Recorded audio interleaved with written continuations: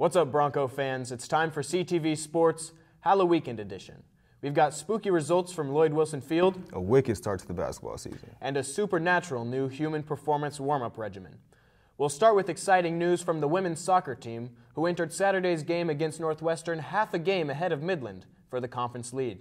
It was slow going for the Broncos in the first half, who put up 10 shots but couldn't find the back of the net. After ending the first period in a 0-0 tie, the Broncos came out blazing, and Berkeley Sharp found the goal with a wicked shot that bent inside the goalpost. After that, the floodgates opened, and Rhiannon Castle de Ortega raced past the Red Raider defense and scored a goal just 3 minutes later, her team leading 13th of the year. Finally, senior Deneen Leahy scored her first goal of the 2018 season on senior night, giving the Broncos a 3-0 victory. With the win, Hastings secured the #1 seed in the GPAC tournament and completed their regular season with an undefeated 13-0-3 record.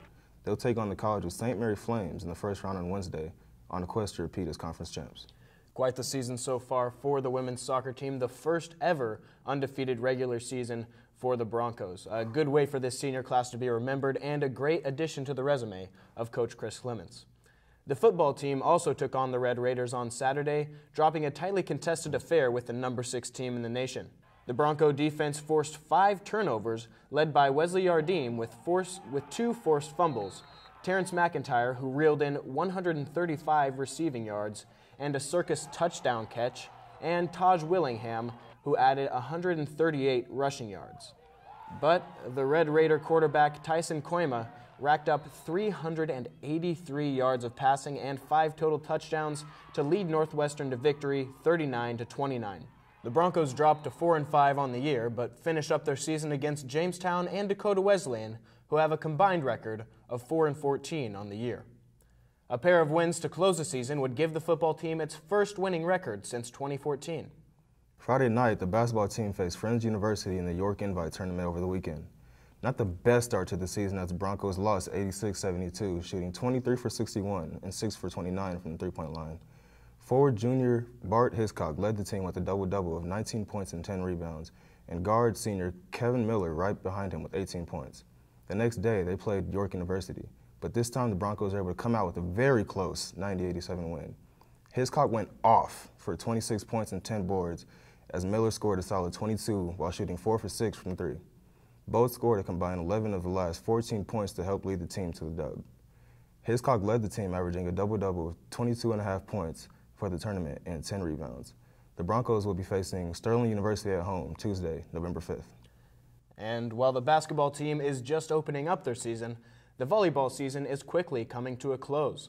The Broncos took on Morningside on Saturday afternoon, breezing by the Mustangs in 4 sets. Lucy Skoke led the team with 20 kills and a blazing .432 hitting percentage, and Sage Meyer added 16 kills of her own. The win sets up a big matchup with Midland in the season finale. The Warriors are currently sit at 2nd in the GPAC with a 13-2 conference record, followed closely by Northwestern at 13-3 and Hastings at 12-3. Well, you do some crazy math, and it says that if the Broncos win on Wednesday, it sets up a 3-way tie for 2nd going into the postseason. That match will be played at Lynn Farrell Arena at 7:30 on Wednesday, so make sure you show up and cheer the team to a big victory heading into the end of the season.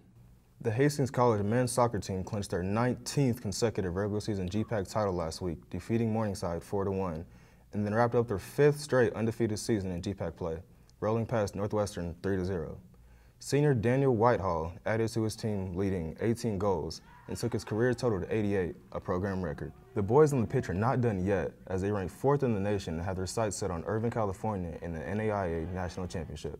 But first, they need to focus on the GPAC tournament, where they will open up against Doane on Thursday, November 1st at 7 p.m. Truly an incredible streak that the men's soccer program has put together.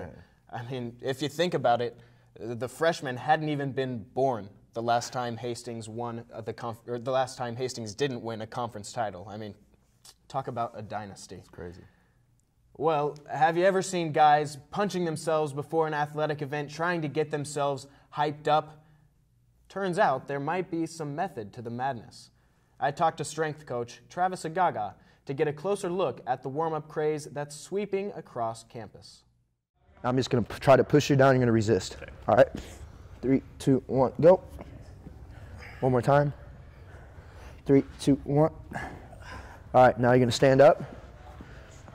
And so you're gonna get inside your legs, up and down, all the way for about 15 seconds.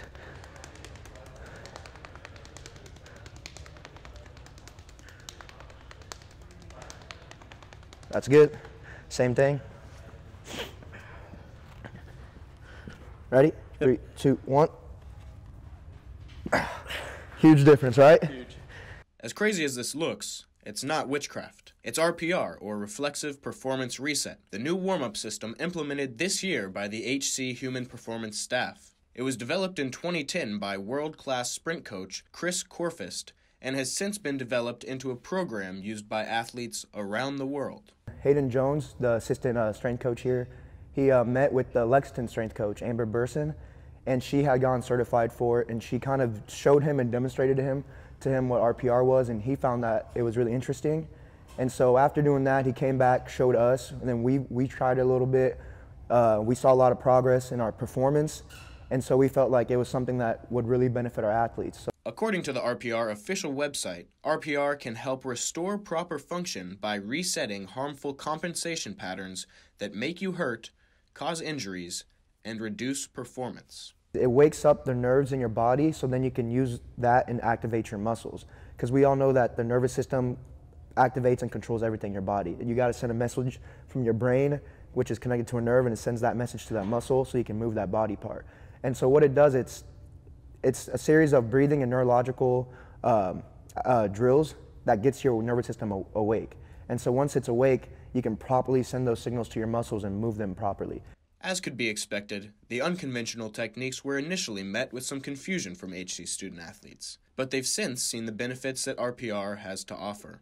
At the beginning, they were kind of confused as to what we were doing. They kind of thought it was just hitting yourself, but as they kind of got the hang of it and understood what it was, you can see them all across campus doing it on their own, doing it before practice on their own, before games, like without us instructing them to do it. So they know that it works. They don't fully understand why, but they know it's working. So they've been enjoying it. They like what it's doing to their bodies. They like how they feel after it. Officially convinced to do RPR before every broadcast from here on out, Jerod Fox, Collegian TV. It's good to finally know why we've been hitting ourselves all season.